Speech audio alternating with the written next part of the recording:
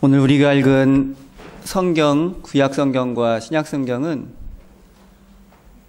하나는 아들을 잃은 어머니, 또 신약 성경에서는 딸을 잃은 아버지의 그런 이야기를 그 두 본문을 같이 읽었습니다.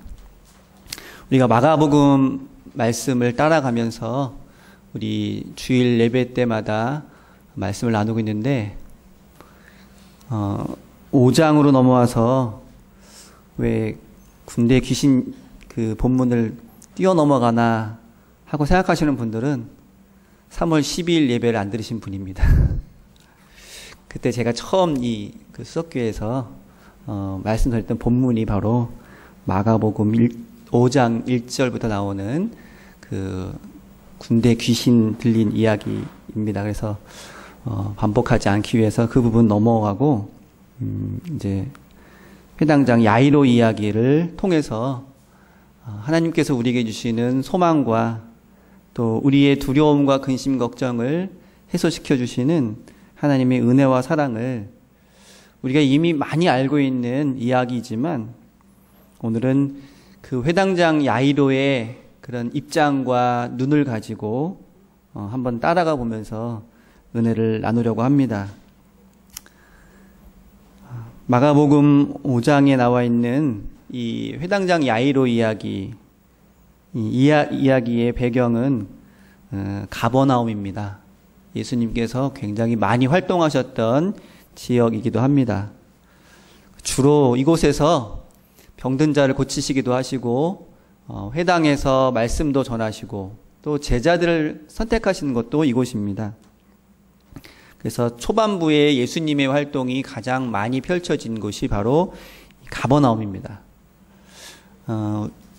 건너뛰었던 그 군대 귀신 이야기는 가버나움이 호숫가에 위치하는 그 중요한 도시인데 배를 타고 건너편에 거라사라고 하는 그 지역에서 있었던 일이고 예수님께서 그곳에서의 일을 마치시고 다시 배를 타고 호수를 건너서 이 가버나움에 내리셨을 때 그때부터 오늘 본문의 이야기가 시작이 됩니다. 이 가버나움은 교통의 요지입니다.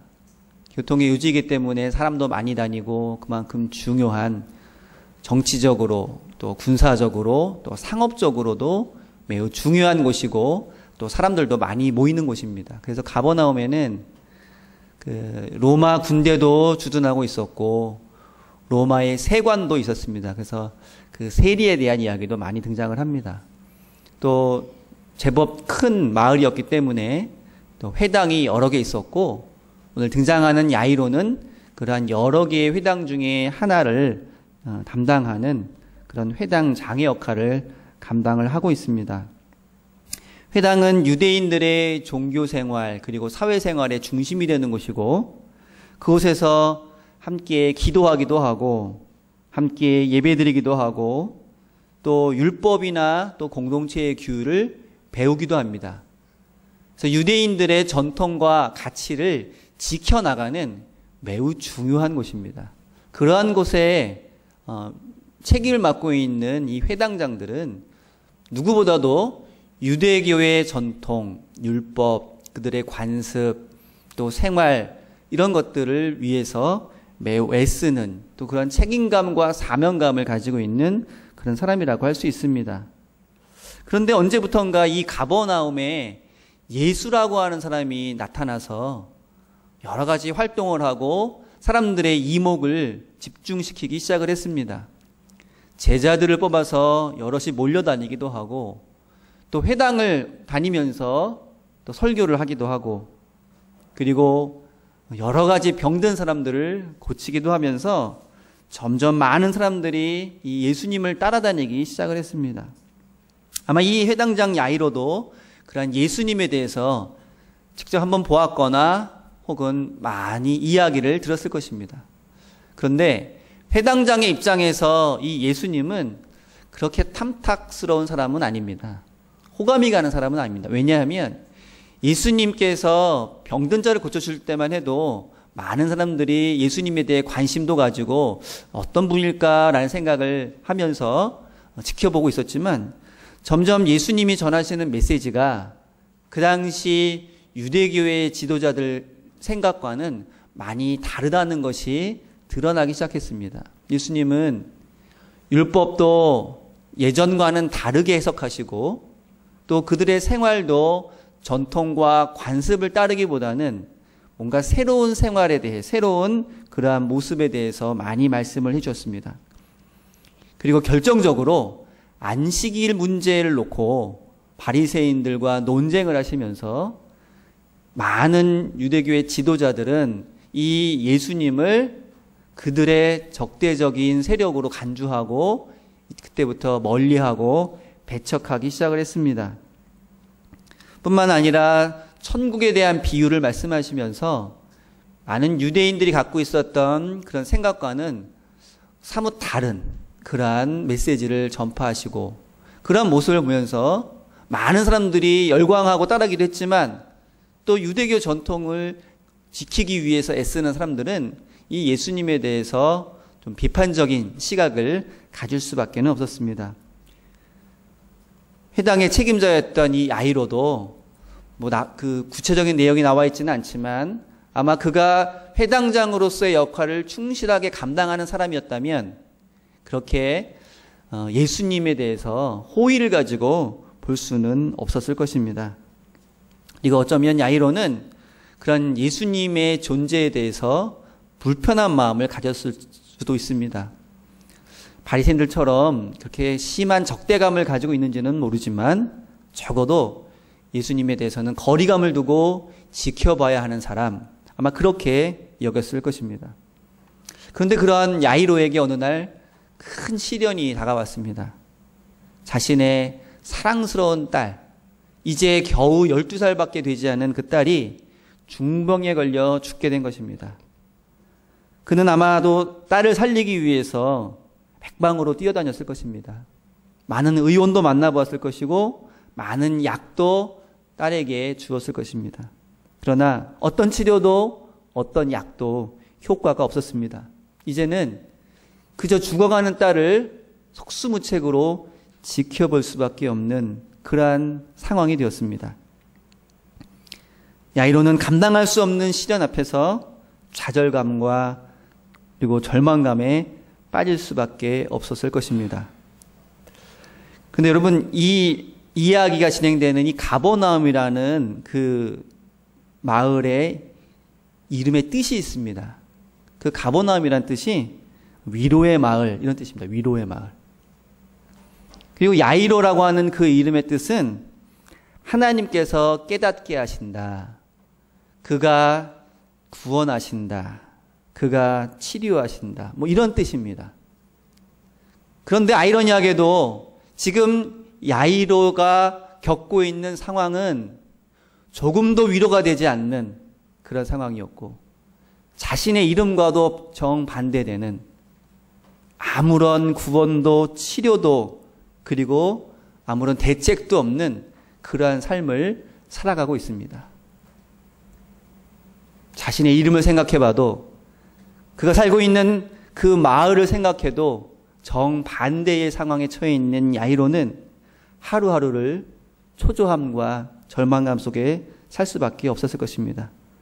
그런데 그러한 상황 속에서 그 야이로에게 떠오른 한 사람이 있었을 것입니다. 바로 예수님입니다.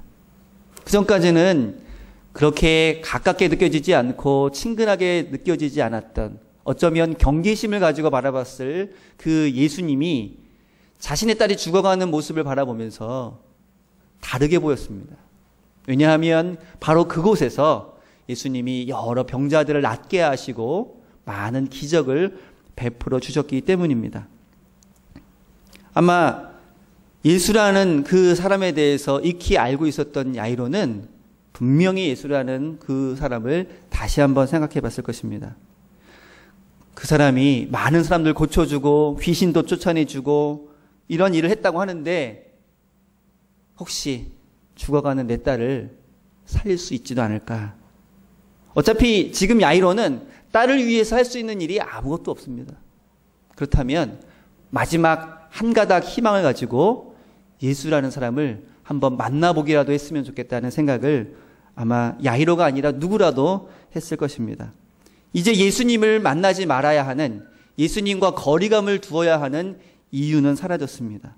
오직 딸을 살리기 위해서 무슨 수단과 방법을 동원해도 부족한 이 야이로에게는 마지막 한 가닥 희망을 가지고 예수님을 만나야겠다는 생각이 들었을 것입니다. 그래서 예수님을 찾아보았더니 예수님이 가버나움에 안 계신 거예요. 예수님이 배를 타고 호수 건너편에 거라사라는 지방에 가셨다는 이야기만 들었습니다. 평소에는 예수님을 만나려고 할 생각도 없었는데 이제 예수님이 필요해서 예수님의 도움을 받으려고 하니까 예수님이 그 자리에 안 계신 것입니다. 그래서 언제 오실지도 모르는 예수님을 기다리는 입장이 됐습니다. 그러던 어느 날 예수님이 다시 배를 타고 가버나움에 오셨다는 소식을 들었습니다. 그리고 기다리던 이 야이로는 뒤도 돌아보지 않고 예수님이 배를 내리시는 그 호숫가로 달려갑니다. 그리고 아직 호숫가에 내려서 많은 사람들에게 둘러싸여 있는 예수님을 드디어 보게 됩니다. 그리고 그 많은 사람들을 해치고 예수님 앞에 달려나가서는 예수님 앞에 엎드려서 간청을 합니다. 여러분, 야이로는 회당장입니다. 그리고 그 자리에는 수많은 가버나움 사람들이 몰려 있습니다. 자신들의 자기 위치를 생각해도 그렇고 나이를 생각해도 그렇고 도저히 그 예수라는 사람 앞에 그렇게 엎드릴 수 없는 사람이었지만 야이로는 이제 그런 것들이 전혀 개의치 않는 상황이 되었습니다. 마지막 지푸라기라도 잡는 그 심정으로 예수님 앞에 엎드려서 간청을 하고 있습니다. 오직 딸을 살리고자 하는 마음 하나뿐이었습니다. 예수가 자기와는 종교적으로 그리고 정치적으로 사회적으로 다른 관점을 가지고 있다. 이제 이런 것들이 더 이상 머릿속에 있지 않았습니다. 그는 예수님 발 앞에 엎드려서 딸을 살려달라고 간청합니다. 어쩌면 이것이 마지막일지도 모른다는 생각을 가지고 그 애절한 마음으로 예수님께 간구하는 그 말이 22절과 23절에 있습니다. 우리 한번 같이 읽어보겠습니다. 마가복음 5장 22절과 23절입니다. 회당장 중에 하나인 야이로라 하는 이가 와서 예수를 보고 발 아래 엎드리어 간곡히 구하여 이르되 내 어린 딸이 죽게 되었사오니 오셔서 그 위에 손을 얹으사 그로 구원을 받아 살게 하소서 하거늘. 우리는 좀 맹숭맹숭하게 본문을 읽었지만 실제로 예수님 앞에 엎드려서 이 말을 하고 있는 야이로는 거의 울음 반 호소 반 절규 반의 목소리를 가지고 예수님께 말했을 것입니다. 모든 자존심도 내려놓고 사회적인 지위도 내려놓고 이제 죽어가는 딸을 속수무책으로 바라볼 수밖에 없는 그 무능한 아버지의 심정으로 예수님 앞에 간구하고 있습니다. 그 예수님은 목수 출신이었고 나사렛 출신이었고 그리고 그가 전에는 탐탁지 않게 여기던 그런 청년이었지만 그러나 이제는 마지막 남아있는 희망이라는 생각으로 그 앞에 엎드립니다. 그리고 우리가 읽었던 이 말이 이제는 본문의 마지막 나오는 야이로의 말입니다. 더 이상 야이로는 그 이후에 아무런 말도 하지 않습니다. 아니, 아무런 말도 할 수 없게 됩니다. 야이로의 이야기를 들은 예수님은 야이로가 앞장서서 모시고 가는 그 야이로를 따라서 그 딸이 있는 그 집으로 발걸음을 옮기셨습니다. 그리고 그곳에 있던 많은 사람들은 이번에는 예수님이 과연 어떻게 그 죽어가는 딸을 살릴 수 있을까 하는 호기심을 가지고 예수님을 따라갔습니다. 그리고 직접 그 현장을 보기 위해서 서로 밀쳐가면서 그렇게 예수님을 따라갑니다. 그런데 이 이야기의 흐름이 아까 우리가 읽었던 그 열왕기하 4장에 나오는 수냄 여인 이야기와 매우 흡사합니다. 열왕기하 본문에 수냄 여인이 등장하는데 그 여인은 나이가 들어서까지 자식이 없었습니다.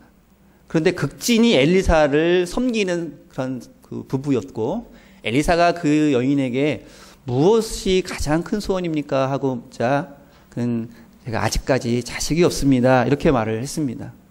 그때 엘리사는 앞으로 1년 후에 아들을 낳을 것입니다. 라고 그녀가 간청하지도 않은 그녀의 소원을 이루어주겠다고 이야기를 합니다. 그리고 그 예언대로 아들을 얻었고 정말 애지중지하면서 잘 키우고 있었습니다. 그러던 어느 날 그 아들이 그 어머니의 무릎 위에 누워 있다가 영문도 모른 채 숨을 거두고 말았습니다. 갑작스럽게 당한 그 일 앞에서 망연자실한 그 어머니는 오직 한 사람만 떠올랐습니다. 엘리사가 그 아들을 주겠다고 예언했고 그 예언대로 태어났기 때문에 빨리 가서 그 엘리사를 모시고 오는 것밖에는 아무런 대책이 없다는 것을 알고 엘리사가 머물고 있는 갈멜산으로 직접 나아가서 그 엘리사를 모시고 옵니다. 그리고 엘리사는 그 여인에게 처음에는 무엇 때문에 자기를 찾아왔는지 알지 못해서 물어봅니다. 그때 이 여인이 마치 야이로가 예수님 앞에 엎드려 울부짖음이 한 말처럼 엘리사 앞에서 울며 이렇게 이야기를 합니다. 열왕기하 4장 28절에 보면 오늘 본문의 앞에 있는 말씀인데요. 그가 엘리사에게 이렇게 말합니다. 내가 언제 아들을 구하더이까? 나를 속이지 말라고 내가 말하지 아니하더이까? 그런 아들이 이제 죽었습니다. 그 이야기를 들은 엘리사가 이제 그 어머니와 함께 그 아들이 죽어있는 그 아들이 있는 곳으로 나아가고 있습니다. 이 이야기의 흐름이 너무나도 흡사합니다. 그래서 많은 사람들은 특별히 이 사건을 기억하고 있는 예수님의 제자들은 이 엘리사의 이야기와 예수님의 야이로의 딸을 고쳐주는 이야기를 같은 의미로 생각을 하고 그런 흐름 안에서 이해를 하고 있습니다. 수넴 여인은 결국 엘리사를 모시고 갔고 엘리사가 아까 우리 정유경 목사님이 읽어주신 본문처럼 그렇게 그 아들을 살려냈습니다. 그리고 그 기쁨 가운데 다시 살아난 아들과 부둥켜 안고 기쁨을 만끽하고 있습니다. 어떤 사람은 아마 예수님을 모시고 가는 이 야이로의 모습을 보면서 그들이 이미 알고 있는 이 수넴 여인의 모습을 떠올렸을 수도 있습니다.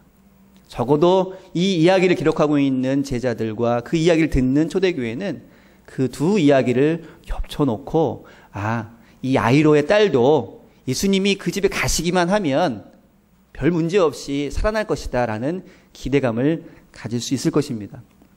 그런데 한 가지 변수가 돌발 상황이 등장을 했습니다. 예수님이 그 집을 가시다가 갑자기 걸음을 멈추신 거예요. 그러더니 예수님이 움직이지를 않으십니다. 지금 그동안 기다린 예수님도 너무 늦어서 한 걸음이라도 빨리 집에 모시고 가야 하는데 그래서 그 아이가 조금이라도 기력이 남아있을 때 예수님께서 기도해 주시고 그 아이가 낫기를 바라는 그 아버지의 마음은 얼마나 급하겠습니까? 근데 예수님이 갑자기 걸음을 멈추시고 누군가를 찾으시는 거예요. 그리고 전혀 이해할 수 없는 말을 하고 있습니다. 누가 내 옷을 만졌다. 누가 만졌느냐. 그러면서 엄청나게 많은 사람들이 지금 예수님 주위에서 서로 밀고 당기며 같이 가고 있습니다. 예수님의 옷을 누군가는 만졌겠죠. 근데 그게 지금 이렇게 급하게 가고 있는 걸음을 멈출 정도로 그렇게 중요한 일인지 다른 사람들은 도무지 이해할 수 없을 것입니다. 제자들도 말합니다. 예수님, 이렇게 많은 사람들이 지금 밀고 있는데 누군가 밀다가 만졌을 수도 있습니다. 지금 너무 급하다고 하니까 빨리 야이로의 집에 가시는 게 어떻겠습니까? 그 이야기를 듣고서도 예수님은 움직이지 않으시고 반드시 자기 옷을 만진 사람을 찾아내야겠다고 주변을 둘러보고 계십니다. 그 모습을 보고 있는 야이로의 마음은 얼마나 애가 타고 초조한지 우리는 듣지 않아도 알 수 있을 것입니다. 그러더니 한 여인이 예수님 앞에 나왔습니다. 그리고 이야기를 꺼내기 시작합니다. 제가 만졌습니다. 제가 예수님을 만졌습니다. 그리고 구구절절히 자신의 사연을 이야기하기 시작합니다. 그리고 예수님은 그 이야기를 가만히 듣고 계십니다. 야이로도 그 이야기를 듣게 되었습니다. 이야기를 들어보니까 그 여인은 무려 12년 동안이나 혈루증을 앓고 있는 여인이었습니다. 그래서 그 병이 나아보려고 여러 의원도 찾아가 보고 많은 약을 써봤지만 전혀 효과가 없었고, 결국 그 여인은 모든 재산도 날리고 몸도 마음도 큰 상처를 입고 그렇게 하루하루 살아가던 여인이었습니다. 그러다가 예수님의 소식을 듣게 되었고, 예수님이 가버나움에 다시 오셨다는 이야기를 듣게 되었고, 예수님이 옷자락이라도 한번 만져보면 내가 혹시 나을 수 있지 않을까 하는 마음으로 이렇게 예수님을 따라왔고, 제가 예수님을 만졌습니다. 그런데 예수님이 옷자락을 만지자마자 제 몸에 병이 나았다는 것을 제가 알게 되었습니다. 그 여인은 떨리는 목소리로 이 이야기를 계속 예수님 앞에 하기 시작했습니다. 예수님은 끝까지 그 여인의 이야기를 들으셨고, 그리고 그 여인을 향해서 따뜻한 음성으로 말씀해 주셨습니다. 딸아, 내 믿음이 너를 구원하였으니 평안히 가라. 내 병에서 놓여 건강할지어다. 그 여인은 12년 동안이나 앓고 있었던 그 병이 나았고, 예수님의 말씀처럼 평안한 마음으로 이제는 집으로 갈 수 있게 되었습니다. 그런데 그 상황이 도무지 편안하지 않은 사람이 한 명 있었겠죠. 그 상황이 도무지 이해도 되지 않고 은혜도 되지 않고 그저 초조하기만 한 사람, 그는 야이로였습니다. 물론 본문에는 아무런 이야기도 나오지 않습니다. 야이로는 속으로 왜 예수님이 이렇게 자꾸 시간을 지체할까? 예수님이 원망스러웠을 수도 있습니다. 아니면 그 불치병에 시달리는 여인을 고쳐주는 그 장면을 통해서, 그래, 이 여인도 고쳐주셨는데 우리 딸도 고쳐줄 수 있을 것이라는 그러한 생각을 할 수 있었을 것입니다. 그런데 그 순간 야이로의 집에서 한 사람이 와서 큰 충격적인 소식을 전합니다. 당신의 딸이 방금 세상을 떠났습니다. 너무 늦었습니다. 예수님이 오셔도 이제는 소용이 없게 되었습니다. 이 기가 막힌 소식을 들은 야이로의 머릿속은 하얗게 질려버리고 말았습니다. 그동안 마지막이라고 그렇게 희망을 걸었던 예수님을 모시고 이제 집에 가고 있는데, 이제 조금만 있으면 그 집에 도착해서 딸아이의 머리에 손을 얹고 예수님이 기도해 주시면 나을 거라고 기대하고 있었는데, 그리고 불치병을 낫게 해주시는 예수님의 모습을 내가 직접 눈으로 보았는데, 그런데 이제 다 끝났구나. 너무 늦었구나. 이제 아무런 소망이 없구나라는 그러한 생각으로 야이로의 마음은 무너졌을 것입니다. 그리고 한 발이라도 조금 더 일찍 자기의 집에 예수님이 가셨더라면 아마 그런 생각도 들었을 것입니다. 야이로는 아무 말이 없었지만 그 아무 말이 없는 것이 예수님을 원망해서인지 아니면 딸아이의 죽음이 믿겨지지 않아서인지 우리는 알 수 없지만, 그러나 야이로는 분명히 그 마음이 두려움에 휩싸였습니다. 건강했던 딸이 순식간에 세상을 떠난 그 일이 두렵고, 그 앞에서 아무것도 할 수 없는 자신의 무능함이 두렵고, 그리고 죄 없이 착하기만 한 그 딸을 데려가신 하나님의 뜻이 무엇인지 알 수 없어 두려운, 아니면 뭐가 두려운지도 모른 채 두려운 그 마음으로 그저 그 자리에 서 있을 수밖에는 없었습니다. 그때 그런 야이로에게 예수님이 말씀하십니다. 마가복음 5장 36절에 두려워하지 말고 믿기만 하라. 예수님이 사과를 하셔야 되는 것 아닙니까? 인간적인 생각을 하고 보면 그 여인은 지금 죽어가고 있는 여인은 아니었잖아요.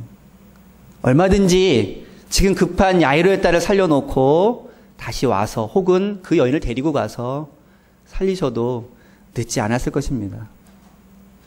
그런데 급하게 가던 그 발걸음을 멈추고 그 여인의 사연을 다 들어주고 그 여인에게 평안까지 빌어주면서 예수님은 시간을 지체하셨고 그러는 사이에 그 딸은 세상을 떠나고 말았습니다.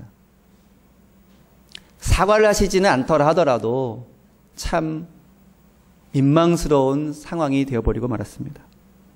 하지만 예수님의 말씀은 단호했습니다. 두려워하지 말고 믿기만 하라. 그리고 이제부터 상황이 조금 바뀝니다. 그 전까지는 야이로가 예수님을 찾아다녔고 예수님을 찾았고 그 앞에 엎드렸고 예수님께 부탁했고 예수님을 모시고 지금 집으로 가고 있습니다. 모든 일의 그 주도권이 야이로에게 있습니다. 야이로가 적극적이고 예수님은 그저 따라가시다가 다른 여인의 말을 들으시다가 굉장히 수동적으로 나타나 있습니다. 그런데 그 딸이 죽었다는 소식 그리고 그 야이로에게 두려워하지 말라고 말씀하신 그 순간부터 이제 그 모습이 완전히 역전이 됩니다. 야이로는 아무런 말도 없이 그저 그렇게 서 있거나 따라가기만 합니다. 그리고 이제부터는 예수님이 그 상황을 주도적으로 이끌어 가십니다.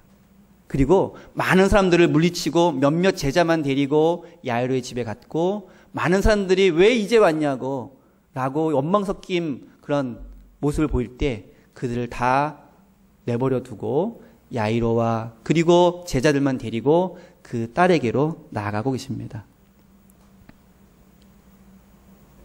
그리고 그 상황에서 야이로는 말없이 예수님을 따라가기만 합니다. 그저 눈물만 날 뿐이고 아무런 말도 할 수 없었습니다. 마침내 세상을 떠난 그 딸아이가 누워있는 그 병상 앞에서 예수님은 그 아이의 손을 잡고 이렇게 말씀하십니다. 소녀야 일어나라. 아람어로 말하면 달리다굼이라는 말입니다. 여러분 이미 소녀는 세상을 떠났습니다. 이미 소녀는 그 예수님의 말씀을 들을 수 없는 상황이 되었습니다. 그런데 예수님은 달리다굼, 소녀야 일어나라 라는 그 말을 하고 계십니다.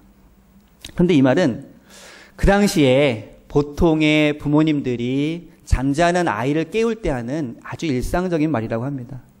여러분들도 그런 말 많이 하시죠? 늦었다, 빨리 일어나서 밥 먹고 학교 가라. 마치 이것처럼 이 달리다굼이라는 말은 부모님이 자녀를 깨울 때 날마다 하던 그 말이었습니다. 아마 이 아이로도 평소에 자기의 딸에게 이 말을 많이 했었을 것입니다. 그런데 그 딸이 중병에 걸려 죽어가면서 이 말은 이제 일상적인 말이 아니라 간절한 말이 되었습니다. 얘야, 제발 한 번만 일어나 봐라. 왜 이렇게 누워있니? 빨리 일어나서 나와 함께 밖으로 나가보자라는 이 말을 간절히 하였지만 그 딸은 그 말을 들을 수 없는 그런 상황이 되었고 이제 마지막으로 예수님을 모시고 와서 한 번 더 하고 싶었던 말도 아마 그 말이었을 것입니다. 지금 예수님이 오셨다.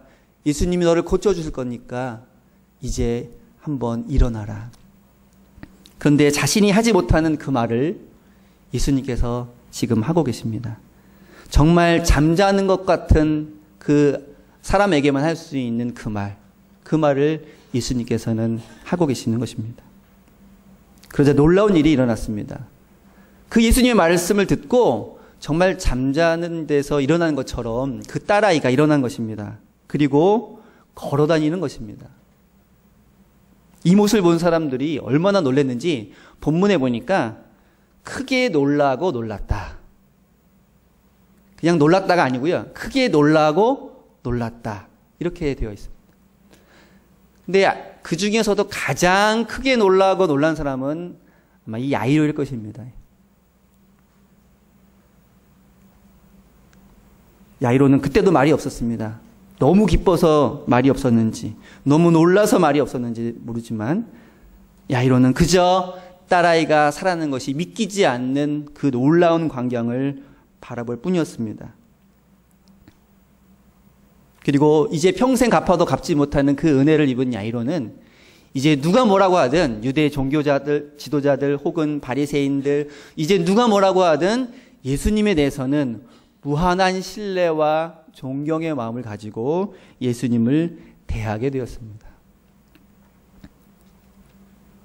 근데 이 이야기는 단순하게 한 여자아이를 살리신 이야기, 그리고 한 여인의 병을 고쳐주신 이야기로 끝나지 않고 더 큰 의미로 그 당시 이스라엘 백성들에게 그리고 초대교회에게 전해집니다. 왜냐하면 이 이야기는 개인적인 치유 이야기일 뿐만 아니라 많은 사람들에게, 특별히 약자들에게, 그리고 억압당하는 사람들에게 믿음으로 두려움을 극복해 나가는 이야기, 그리고 하나님께서 그 절망과 고통 속에서도 우리를 살려주신다고 하는 그 희망의 이야기로 이제 더욱더 그 의미가 확대되어 나갑니다. 본문에 보면 그 혈루증 앓고 있는 여인이 12년 동안 그 병을 앓습니다. 그리고 죽어가던 딸의 나이는 12살입니다. 여러분, 성경에서 이 12라는 숫자는 완전한 이스라엘의 회복을 상징하는 숫자로 구약 성경에서부터 신약에 이르기까지 계속 반복해 나옵니다. 이스라엘의 12부족, 예수님의 12제자, 그리고 요한계시록에 나오는 그러한 예루살렘의 회복을 가리키는 이 12라는 숫자를 통해서 이 이야기는 비록 한 개인의 치유 이야기지만 그 이야기를 전하고 있는 이 복음서와 그 이야기를 듣고 있는 이들에게는 어떤 특별한 사람에게만 일어난 특별한 이야기가 아니라 하나님께서 베풀어 주시는 우리 모두의 이야기라는 것을 분명히 깨닫게 되었다는 것입니다. 실제 그 당시 이스라엘이야말로 죽어가는 상황이었습니다. 로마의 압제와 헤롯의 폭정, 그리고 유대 종교의 타락, 그 어디에도 희망을 찾아볼 수 없는, 아무런 방법을 강구할 수 없는, 회복하기에는 너무 늦어버린 그러한 상황 속에서 이스라엘 백성들이 살아가고 있었던 것입니다. 그들도 야이로처럼, 그리고 그 혈루증 앓는 여인처럼 이제 더 이상 방법이 없다, 이제 우리는 너무 늦어버렸다는 생각을 늘 하면서 살아갔을 것입니다. 그런데 예수님께서는 그들을 고쳐주면서 하신 말씀을 이제 유대인들에게, 초대교회에게, 그리고 우리에게도 하고 계십니다. 내 믿음이 너를 구원하였으니 평안히 가라. 두려워하지 말고 믿기만 하라. 이 말씀을 통해서 그 당시 이스라엘 백성들은 하나님의 구원하심을 체험할 수 있었고, 초대교회에서는 그 핍박과 억압을 통해서 하나님께서 구원의 역사를 베풀어 주는을 깨달을 수 있게 되었습니다. 그리고 이 이야기는 또한 우리의 이야기이기도 합니다. 혹시 여러분들 삶 가운데 아무런 방법이 없거나 아니면 너무 늦어버렸다고 생각되는 그러한 절망적인 일을 당한 이들은 없습니까?